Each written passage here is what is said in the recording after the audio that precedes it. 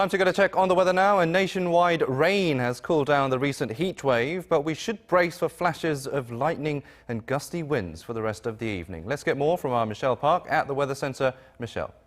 Good evening. Now, rain in Seoul has tapered off, so there shouldn't be any major inconveniences during the commuting hours. But the situation is a little different in the southern regions as the area has been soaked with a huge amounts of rain. Now, more precipitation is left to fall throughout the night, especially in the far south, bringing up to 40 millimeters. Now, along with continuing rain, strong winds will continue to hit the peninsula in all three parts of the coastal regions.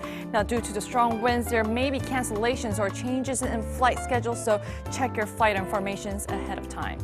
Now, the sun will come out tomorrow with just partly cloudy skies. Now, good news is that temperatures will be cool and also very enjoyable.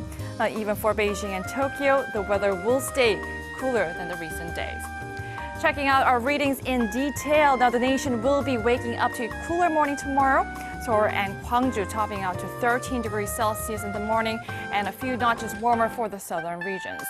Now, there will be about 10-degree jump during the day, but it will still be considered cool, with Seoul topping out to 25 degrees and Busan 23 and Jeju at 22 degrees. Sunny conditions are all I see for now, but temperatures won't rise up to the point where it's sweltering. I'll leave you with the weather conditions around the world.